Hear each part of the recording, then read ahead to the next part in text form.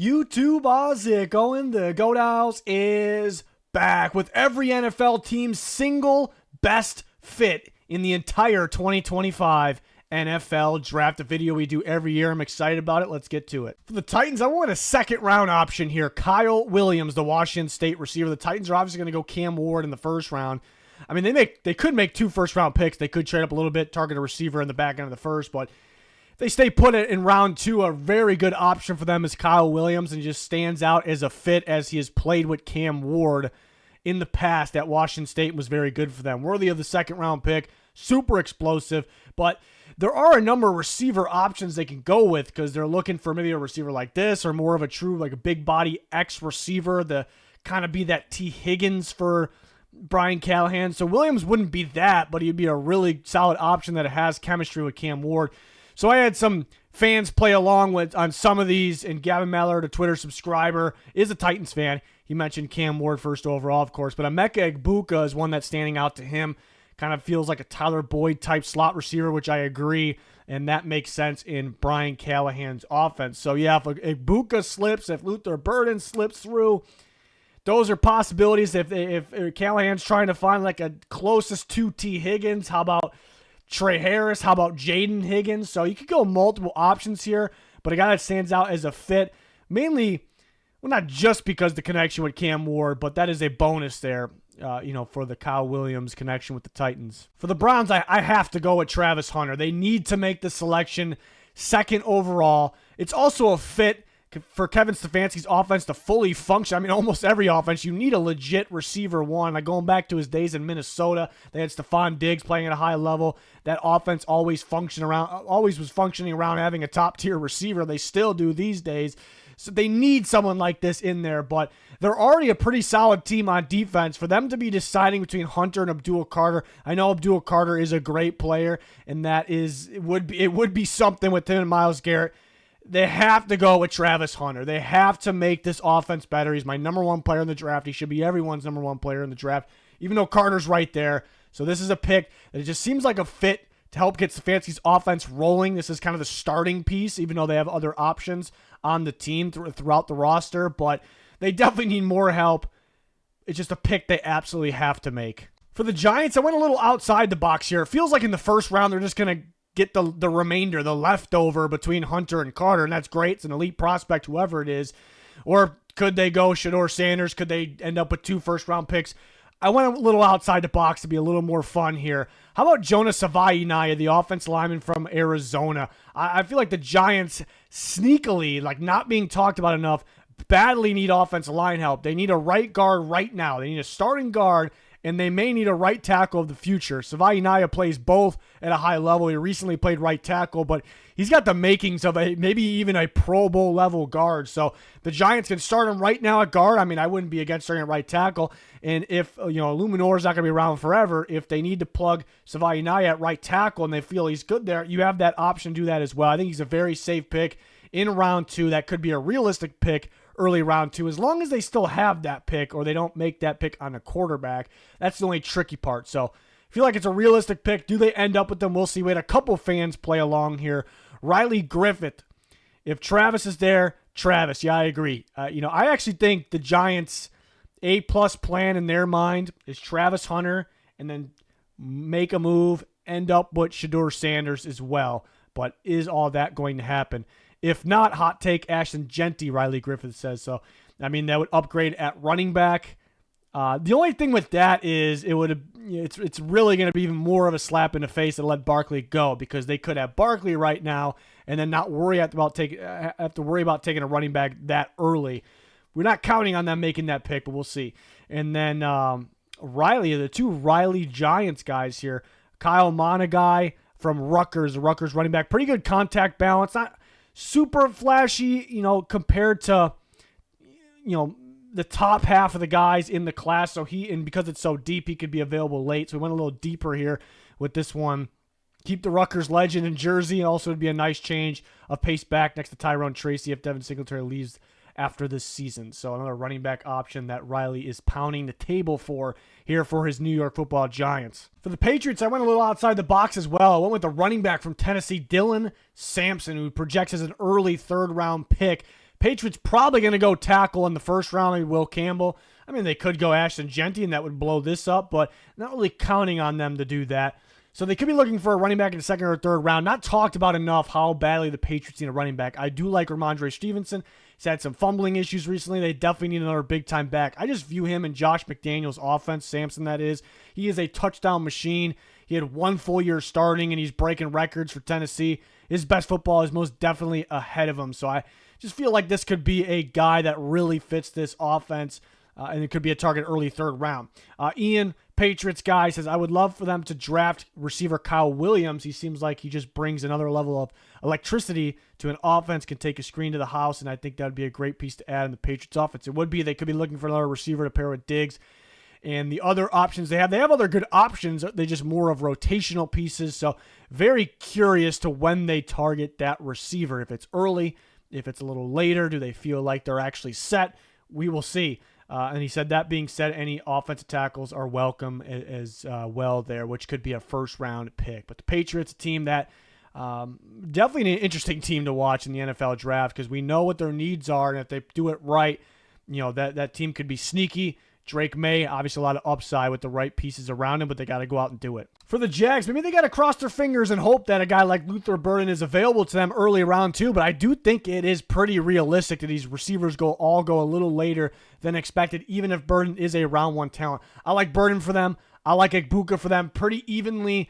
Both slot receivers, they're not huge, but for slot receivers, they're a little bigger. They're tougher after the catch, and that would be very important for Liam Cohen's offense, trying to find his new Chris Godwin, right? Slot receivers that really could do it all. They're tough after the catch. And I'm going to give a slight edge to Burden as a little bit more of the wish for the Jags than Egbuka, just because he's a little tougher, a little more dynamic after the catch. But both pretty good, pretty close. And it was funny, we had a fan play along BTJ season, and he goes Emeka Egbuka. It's pretty 50-50 for these two guys. Maybe Egbuka is a little more likely to be available, so I could have played it, maybe a little more realistic if I put him. I just like Burden slightly more as the fit, and if he's there, you absolutely have to take him because it just make this offense, Trevor Lawrence, Cohen's offense work that much better.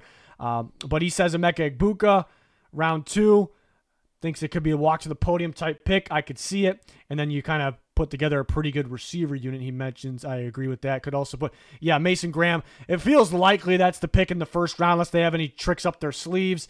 Trey Amos being an option around 2, he mentioned. Even later, Willie Lampkin in the 6th round. Yeah, good player, but very undersized, so he definitely could drop in the later parts of the draft. So an interesting one, but we could agree the Jags are looking for a slot receiver. Those is similar to Chris Godwin for Liam Cohen as possible. You have options here. In the Raiders, I'll go with Emeka Egbuka. The Raiders have a lot of needs, but receiver is a pretty big one. They need a legit receiver one. I don't care what alignment he is, what type of receiver he is.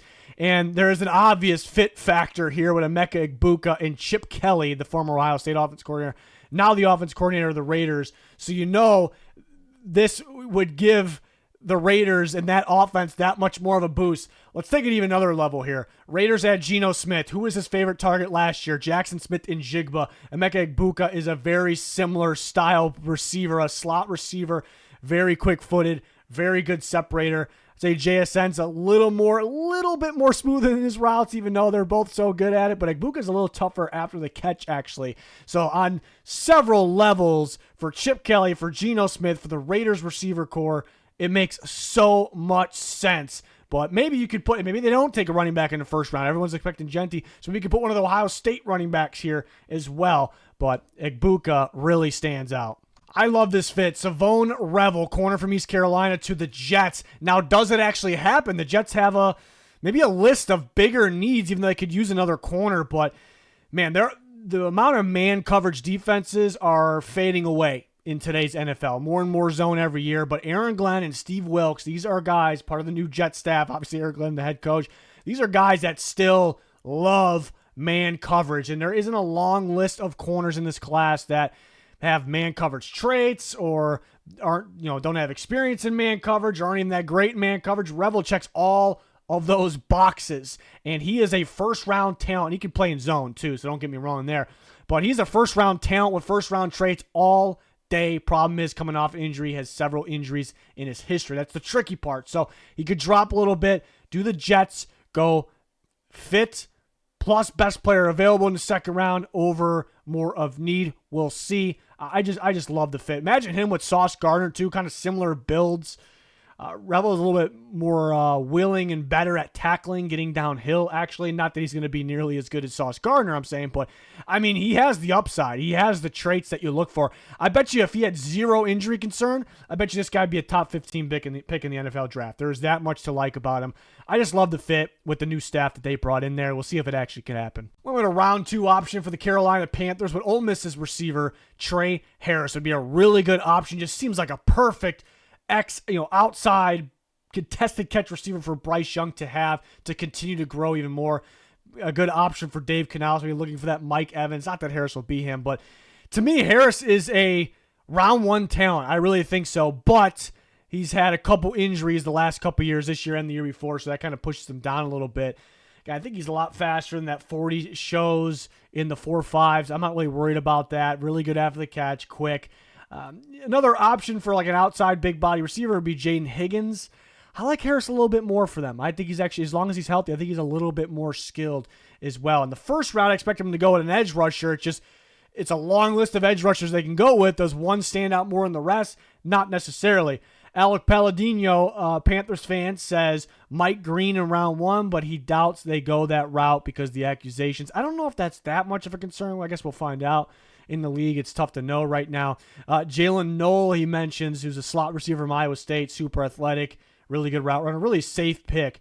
They could take him to kind of be the future Adam Thielen, who's still a really good slot receiver, or are they more likely to look for a Tre Harris, Jaden Higgins type?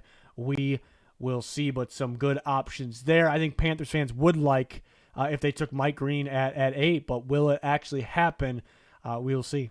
Give me Jackson Dart for the New Orleans Saints. I'm not sitting here saying to take him at 9. I would not agree with that, but I do love the fit in Kellen Moore's offense. Could be an early second-round pick. Maybe they trade up a little bit at the back end of the first round, get the fifth-year option on him. But I've said it in the past, not a full comp, but he reminds me a little bit of Jalen Hurts, but less mobile. But he is pretty mobile. He has the toughness, similar arm, no real elite traits, but he flashes everything. He doesn't have a obvious glaring weakness, which is huge. And I would sit him right away, even if that means playing Spencer Rattler, which I think everyone would have a meltdown. They'd panic. Oh, Dart's already a bust. No, it's just the right move to sit him right away and not rush him into things. But I think he could pick up that Kellen Moore offense, really no problem. So I wouldn't be completely against starting him right away if they feel he is ready. It just feels like the best quarterback system fit for Kellen Moore. The only quarterback I would take over him if I'm the Saints is Cam Ward. He's not going to be available.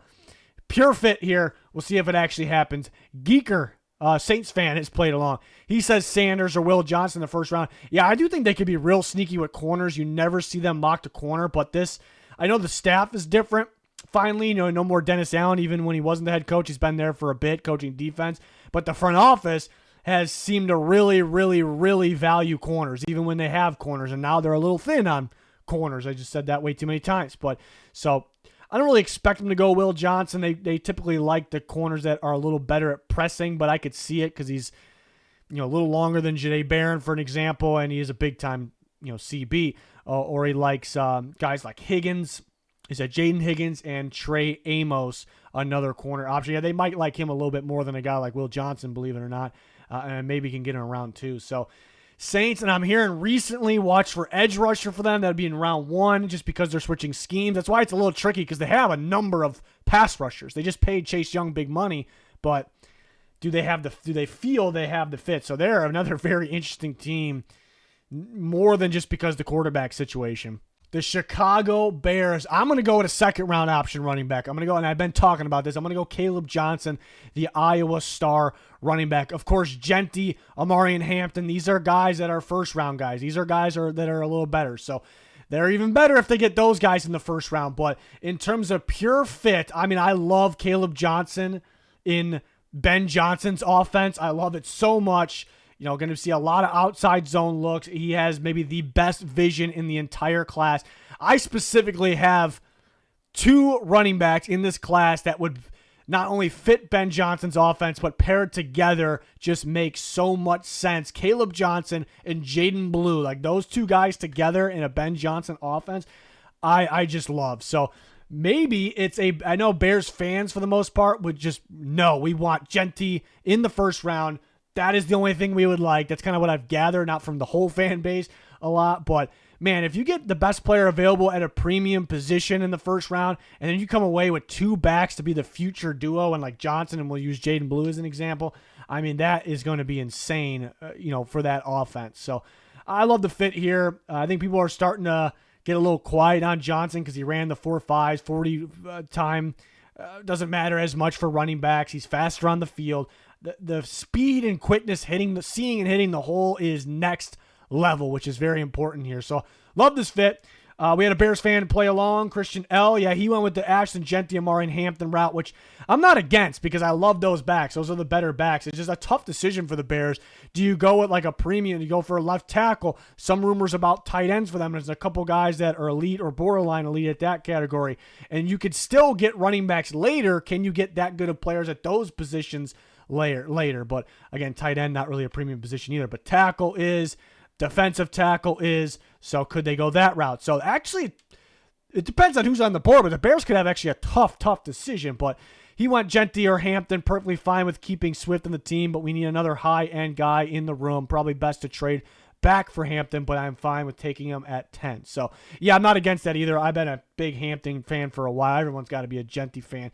So, I mean, those are big-time backs that would really improve the running game of Chicago. It's just, where do you get that left tackle and the defensive tackle then? I mean, you're kind of forced to go with it in round 2 if you go with the running back in round 1. So very curious to see what they do on day 1, and that can kind of give us an idea what they do after that. 49ers, I'm going Walter Nolen, and the fan input here, Astronaut, who is a Goat House Hall of Famer, is in agreement. He's going also with Walter Nolen. Top 5 player on my board. Huge fan of Walter Nolen, and it's realistic he could actually be here for the 49ers at pick 11, and they should be all over it. The biggest need, would be so good inside of Nick Bosa in that defense with that coaching staff, and of course they're going to continue building around those guys as well. And Astronaut says, must, in all caps, draft Walter Nolen. D tackles easily their biggest need, and he's the best in the class. I'm in agreement, actually, which seems to be a bold take, but I love his explosive get-off. I love his explosive ability in general. So athletic for the position. So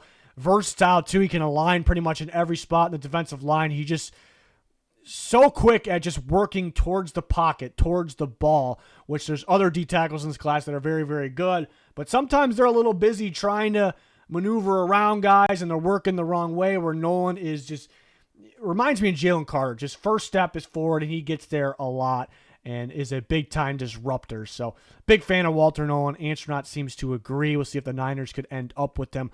They could go several different routes, though. Part of me thinks they go for, like, the elite traits off the edge and Shamar Stewart. I could see that as well, or maybe Micah Williams. Like, if a tackle drops to them, do they get him, put him at right tackle, and, he's the guy moving forward, possibly for Trent Williams, they need him at left tackle. So they can go several different routes here, but Nolen seems like an A-plus pick. Cowboys, I'm going to go with a second-round option, Alfred Collins, maybe the best run stuffer in this class right away, and that's where the Cowboys badly need help. Osa Odighizuwa, they brought him back. He's mainly a pass-rushing D-tackle, getting better as a run stopper. They need to pair someone with him. Matt Eberflus has always valued defensive tackles, with traits that can stop the run first, and that is their new defensive coordinator, Matt Eberflus. So it's just a guy that I feel like they'll be very, very high on. At the same time, it makes sense in my mind as a fit to also give them that massive upgrade that they need.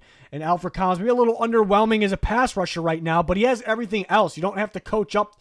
You can't coach up traits. He has the physical traits. You don't have to coach up the run, the run defense. But if he could figure out the pass rush part of his game, he could be a special player. So a really good option to improve the Cowboys. Jahdae Barron for the Miami Dolphins. I almost went with a different Texas Longhorn. It might have been bold, and that is Matthew Golden. Just feels like a Mike McDaniel speedy receiver, would work perfect with Tua. And, they've had injuries at receiver, and Tyreek Hill's getting in trouble off the field. So thought about that one, and I also thought I love the fit of Josh Simmons. I mean, Josh Simmons is almost the first guy I think of with the Dolphins. I tried to limit using one prospect or prospects one time in this video, so I used them elsewhere. The Dolphins haven't met with him yet, and I don't take meetings super serious, but for a guy like that coming off an injury, I do. So I'm still waiting on that, but I went with Jahdae Barron, who I think is the top corner in the class. Excellent in zone, excellent instincts, can play outside, inside, both. He's going to be used at both. Those guys have so much value these days. Corner's a bigger need, even more so now. It was already a need, and now that Jalen Ramsey's probably going to get traded, it's a bigger need. So go get this big-time corner. I mean, the change of direction, skills, and speed is what stands out most with Barron. It is ridiculous. You don't see guys that, stop and start that quickly, at the level that he does. You rarely see it, right? A lot of freaks athletes every year, but I feel like he's on another level when it comes to specifically that category. So it's just something they need right now. That corner group's going to be brutal if they do not add. And there's a drop-off in this class, so they got to add a legit one. And there's a legit one here that's perfect around that range of 13 in the first round. Colts fans might be a little, sick and tired, even though maybe they want Tyler Warren, but they're probably, that's all we're hearing. Colts, Tyler Warren, and he actually might go earlier in them. If I do another mock, I've been hearing a lot of buzz about the tight ends recently that both of them might go top 10, so maybe he will be gone. But at the end of the day, this is a beautiful, beautiful fit for Shane Steichen's offense. They can use him in several different ways. Gadget plays I totally could see, but his physicality that he brings, and that's just the brand of football that Steichen wants to play with here. It just makes so much sense.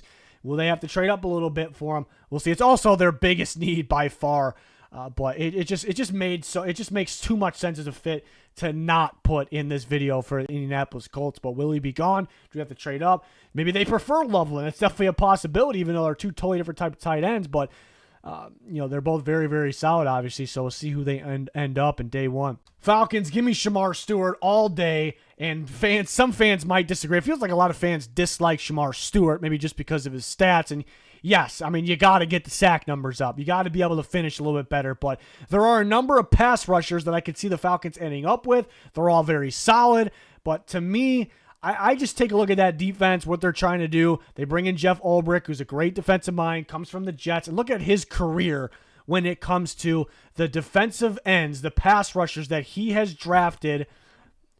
What type of pass rushers have they been? They've been guys that fill the boxes in terms of traits, with length and athleticism, and then Ulbrich has coached them up, and other coaches too, and got the most out of them. We've seen it time and time again with several pass rushers, especially recently with the Jets. And Shamar Stewart has elite traits, elite athleticism off the edge.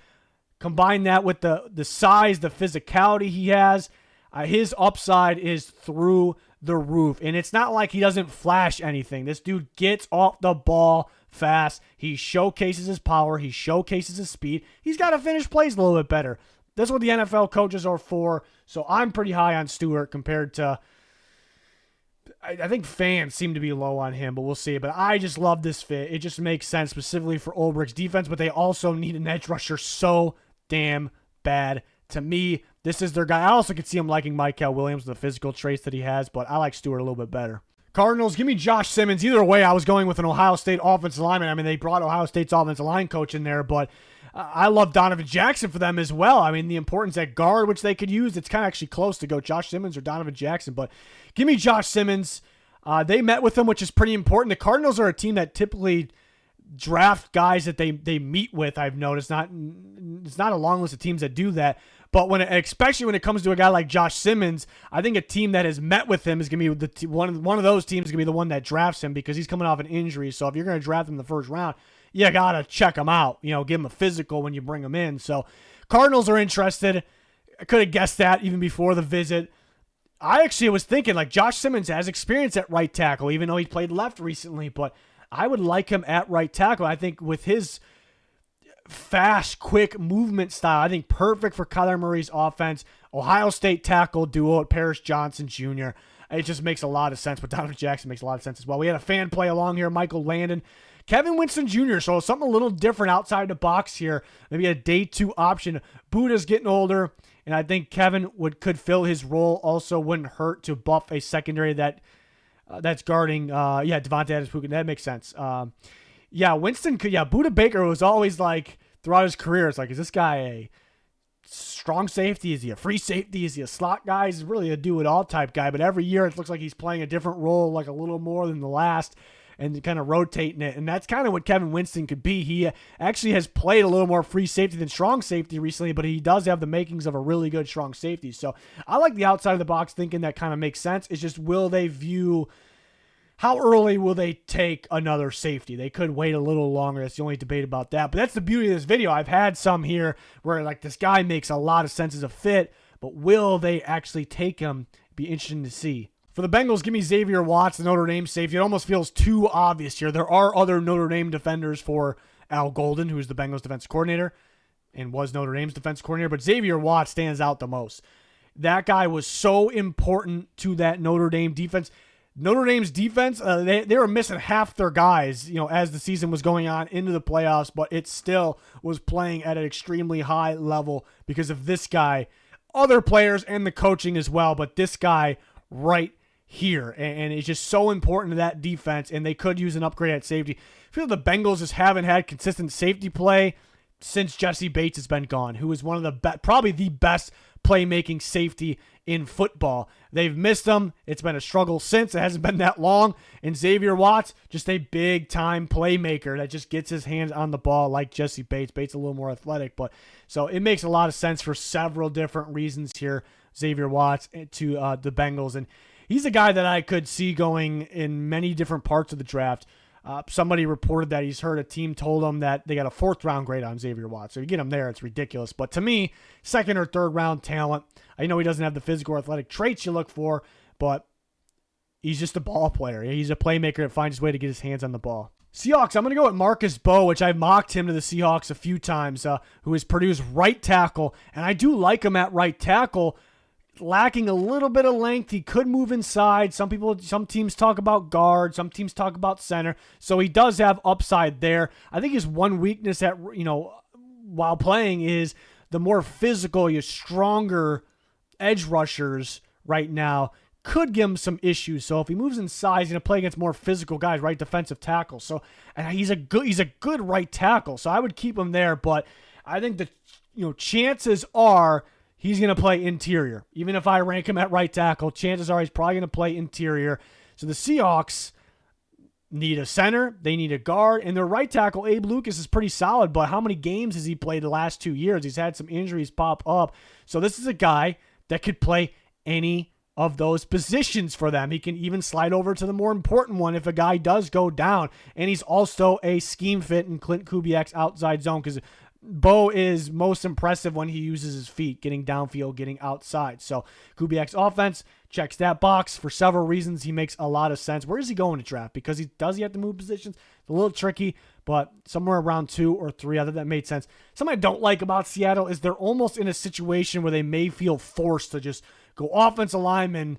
Luckily, they have several picks early, but multiple offensive linemen in their first 3 picks, like 2 out of 3. So I don't want them to feel like they have to do that, but looking at their roster, their current offensive line situation, it almost feels like that. So that's a tough part there, but there are some good ones like Bowe that they can end up with. An absolute perfect fit here, in my opinion. We'll see if it actually happens come draft day, but Trey Amos, the Ole Miss corner, I think perfect for today's NFL because he can press at a high level, but he plays zone at a high level. Combine those two together, that's huge for today's NFL.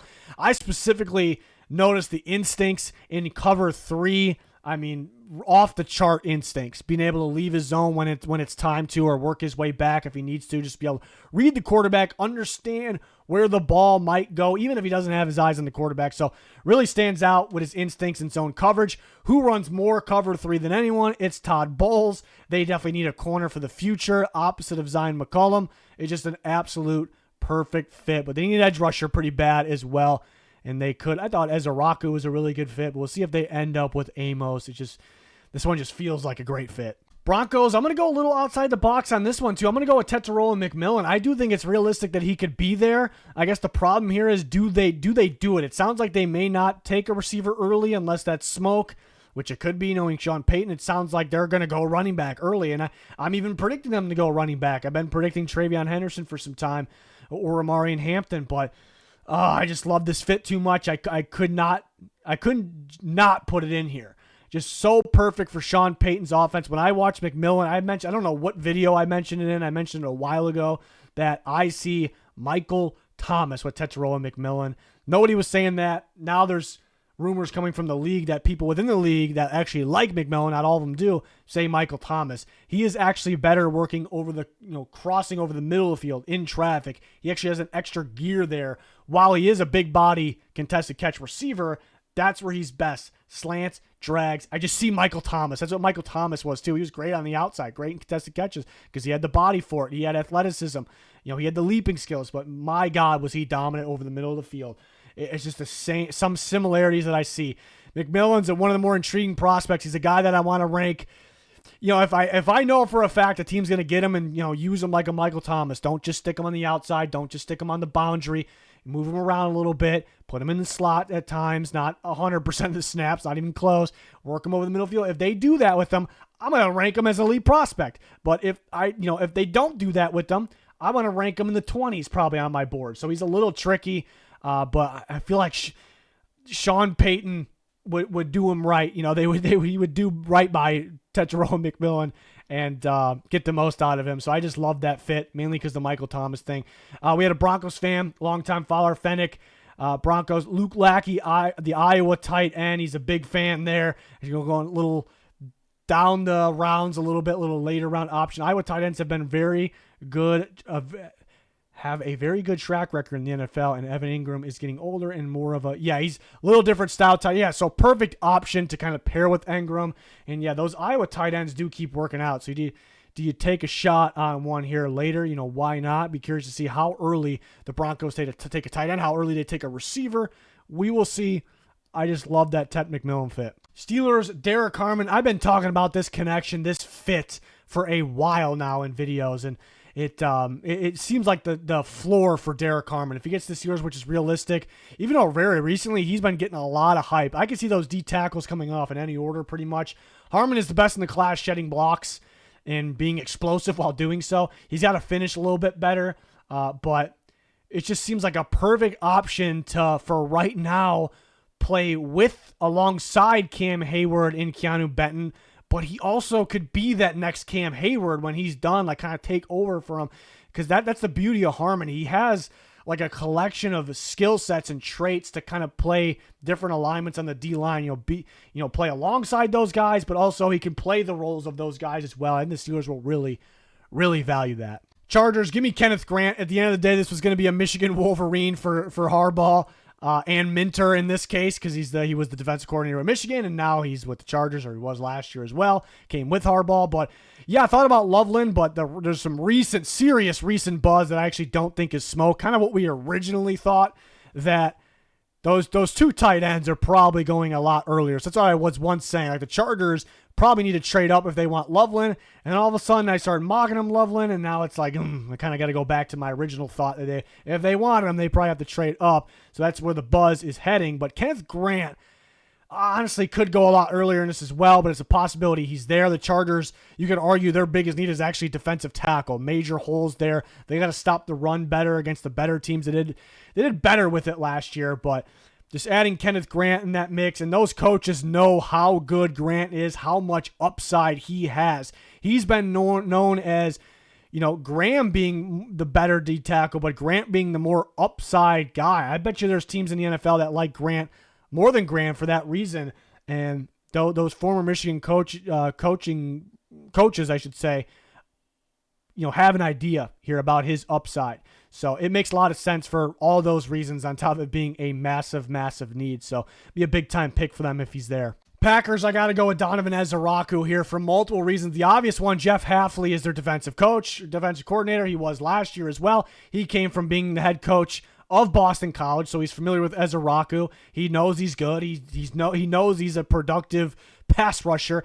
And the other reason being, well, we know the Packers need an edge rusher, but specifically, it's almost go big or go home when it comes to the Packers and off the edge, because they have a number of guys that can play. Rashawn Gary can play. Lucas Van Ness has upside. Enagbari is a pretty decent rotational guy, but they absolutely need a guy that could be more consistent getting home, getting sacks. That's what they're missing right now. As great as Rashawn Gary is, for some reason he disappears at times, I guess in terms of the numbers, but the numbers aren't everything. But at the end of the day, they just need someone that can consistently get the quarterback. Finish plays. Maybe guys like Gary, Kenny Clark, they're creating the plays. They need a guy that can finish the plays, and Ezeraku has proved that playing in a Power 4 conference at the same time. So for several reasons, it makes sense. I think they would be interested in it. If he's there, he could potentially go a little earlier in this.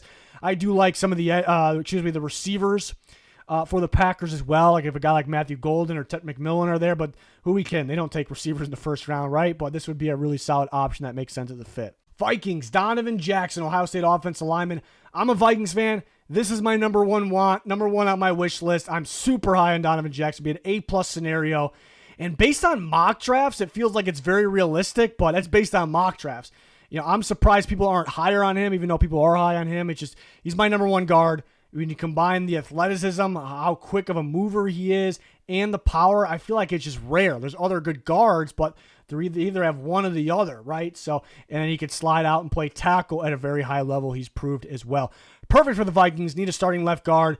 And Darrisaw, as good as he is, he's had some injuries. If he goes down again, you don't have to trade for a Cam Robinson. You can slide Jackson out to left tackle and then put someone else at guard if you want to. You don't absolutely have to do that. If he's great at guard, you can keep him there. But he's a guy that could surprise and go a lot earlier than people think. But and the Vikings, of course, could trade back. There's definitely a possibility there.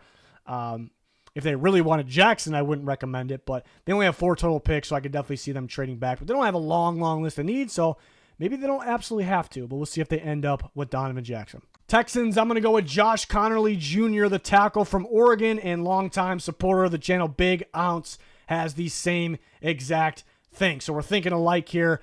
I want to go Josh Simmons.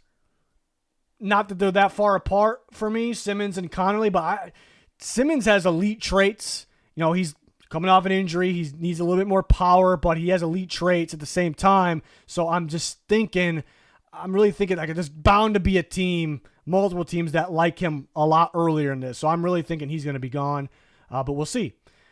Josh Conerly is just as good of an option. It makes a lot of sense for them at left tackle moving forward, which they do need a future left tackle. They need future tackles. But yeah, the team I'm very curious. Do they view themselves as needing a guard more or a tackle more? We will see. But Big Ounce agrees with Josh Conerly, the Oregon tackle there. Could see them trading into the second. Yeah, last year it seemed like they valued day 2 picks more, trading away their first round pick long before the draft. And the sweet spot of this draft is day 2. So could they do something similar? Or maybe this time during the draft, we will see. Rams, Jacob Parrish, corner from Kansas State. One of my favorite players in the draft just because he's undersized. People might doubt him, but the dude is a dog. The dude could play. He's always up in the receiver's face. He's always sticky in coverage. He's so explosive, so athletic. Everywhere, can play outside, can play inside. Again, those DBs are super valuable in today's NFL. It just feels like a Rams pick too. Just a guy that's just a dog, a guy that can just play. Who cares about the size? Sometimes I can't explain it. It just feels like a Rams type pick. I feel like Rams fans could agree with me on this.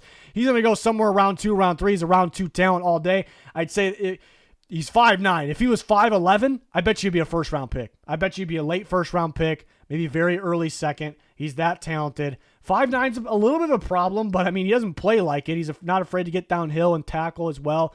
So, and the Rams on top of that need a corner pretty badly. Just a guy that really stood out to me as a possible. I almost went with there's a couple quarterbacks I like for them. Dart technically isn't a system fit right now, but I could just totally see him learning behind Stafford and just working out. But in terms of like actual fits right now, like Ewers and Shuck stand out. So I actually went with a day 2 quarterback for them. But Parrish really stood out. Another corner that kind of stands out, Noah Williams from California, but I like Parrish for them. Ravens, Tate Ratledge has Ravens written all over him. Just a physical guard that fits their blocking scheme. Just a nasty dog of a guy. And they badly need a guard. It just makes so much sense as just a Baltimore Ravens brand offensive lineman. On top of that, Todd Monken actually coached Tate Ratledge because the Georgia connection there, and he's been a starter for there for several years, and he's always played at a high level. Round 2 or round 3 guy, probably later round 2 for the Ravens, makes a lot of sense. To me, it just feels like a Baltimore Ravens type player. People got to be agreeing with that. Not that I'm guaranteeing they take him, but I like some other options if they went guard in the first round. Tyler Booker, James Pierce Jr. from Tennessee, edge rusher, makes a lot of sense as a fit. Tremor Pulse, Ravens fan, went round 4 or 5. Pat Bryant, ooh, I like that one. He gives us a receiver that we don't really have currently except for Hopkins, who's a 1-year rental basically. Yeah, I like that because the Ravens aren't going to value receiver a ton because they really only use 2 out there at once for most of the game because they value their tight ends, of course. And right now, they have 3 that could play, right? Zay Flowers, Rashad Bateman, and then Hopkins. Hopkins, it kind of looked like he lost a step last year. But I think it is important for them to get another one in the depth chart for receiver 4 and then for the future receiver 3. And Bryant makes some sense. Like, he kind of has... It makes some sense. I like that he mentioned that. He's like more of a... He's got a good frame to him, can make contested catches, but he's a smart receiver. He's not that fast, but he's a smart receiver, very smart reading zone coverage. And the Ravens would really value him, the traits that he has. So that's a pretty good one there for, I think, round 4 or 5 makes a lot of sense too. If he didn't run a slower 40, I bet you he'd be a day 2 pick all day, but would he run 4.6? That's pretty tough. But he's a smart receiver that he gets open in different ways. So I bet you he'd be a round 3 pick easily, very easily, if he ran in the 4.5s even. So that's the only thing kind of holding him back. I like that one. For the Lions, give me JT Tuimoloau, the edge rusher from Ohio State, who I'm a huge fan of. Cam Sullivan, who's a Lions fan, Goathouse Hall of Famer, is in agreement. He's going with the same guy. Love Tuimoloau, one of my favorite players in this entire class. I'm super high on him. I would not be against late first round, which the Lions could do. I think a lot of people would be like, whoa, but I would be like, great pick. It's a great fit, good player. I think he's a safe bet to be. You have a really solid long career. Very instinctive pass rusher, can play up or down. He's powerful, wins with power, showcases that a lot. Can stop the run, drops in coverage, instinctive. Checks a lot of boxes for me, as you can tell. They have Aiden Hutchinson coming back. Star pass rusher. If there's one thing I want Hutchinson to improve on, it'd be to do a better job setting the edge. Keeping contained, not allowing things around him. That's really his only weakness.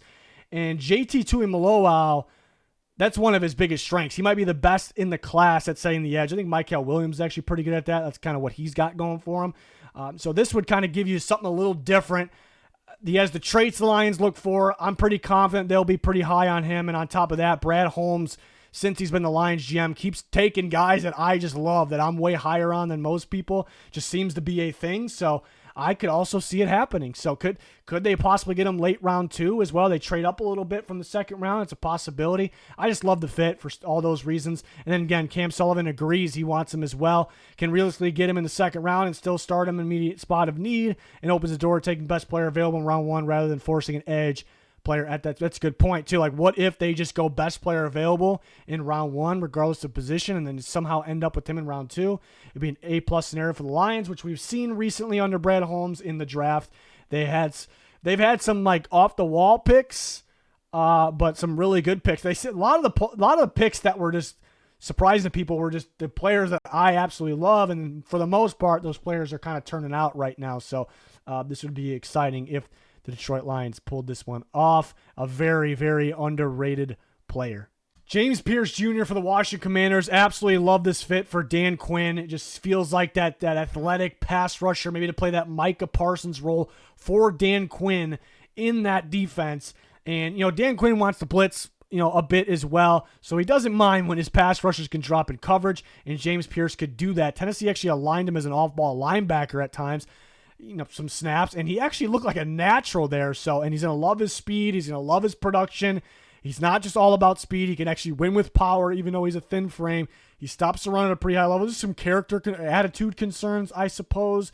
Is that serious? I guess we'll find out come draft day. It just feels like one of those athletic pass rushers that Dan Quinn would really get the most out of in his defense, and he could realistically be there at the end of round 1 for Washington. The Bills, I'll go Tyleik Williams, the Ohio State defensive tackle. The Bills need to improve their defensive line. If we want to get specific, they could use someone that gets after the quarterback a little more consistently, but they got to stop the run better. It's been a problem for a few years now. Tyleik Williams instantly upgrades that. He has a lot of upside getting after the quarterback as well. With the right defense, with the right coaching, he can actually be, a future Pro Bowl player. But just for him to come in there right away and help them stop the run just seems like a really solid fit. A little better of an option, or pretty even of an option, Alfred Collins. I had him with the Cowboys.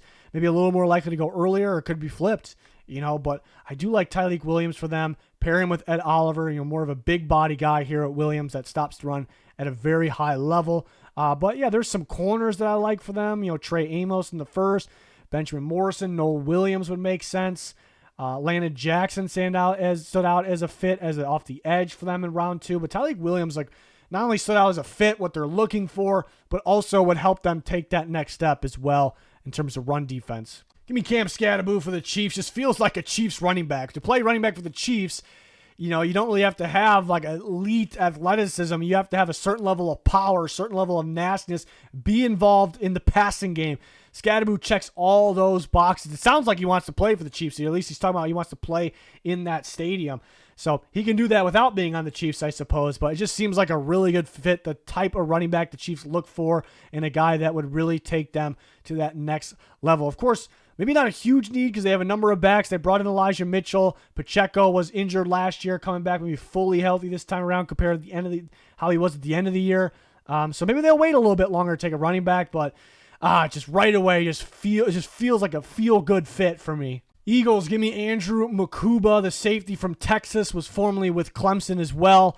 To me, it's just such a good fit. And a number of safeties could fit. Amon Warrior could fit in different ways, right? And then we had an Eagles fan, Corey Brass, play along. He had Malachi Starks. Could work out. They like their Georgia Bulldogs as well. But Mukuba just feels like the perfect replacement for C.J. Gardner-Johnson. Is a guy that can really do it all, like C.J. Gardner-Johnson. Can play in the back end, can play strong safety, can play in the slot. He did that a lot at Clemson. Can play a split safety scheme. The Eagles mix up their zone coverages. Mukuba played a lot of zone coverage and well in that Texas defense last year. It was almost like an NFL defense with the amount of zone coverage they ran, which isn't super, super common at the college level. But this is a fearless. He's a little light, but he's fearless getting downhill. Laying hits, super instinctive, just feels like a C.J. Gardner-Johnson type replacement here for the Philadelphia Eagles, which will be somewhat of a need. But I can see the Eagles have a lot of fits. I almost went with a couple different D tackles. I love a guy like Joshua Farmer for them. I love a guy like Shamar Turner for them from Texas A&M. Those guys really feel like good fits for the Eagles, and they have a number of guys in this draft, but Mukuba stood out for what they like and what they could be looking for here. But that wraps it up. It's a long video for all 32 teams, my favorite fit, and guys that teams really must draft if they're available, I guess, depending on who's on the board. So you guys can play along in the comments. Thanks to the guys that subscribed to us on Twitter and that played along in this video. Appreciate you guys very much. Join us for upcoming draft content. Loads of content rolling out throughout and after the draft as well. So join us, like, subscribe, turn notifications on. That's going to do it. Thanks for watching. Goodbye.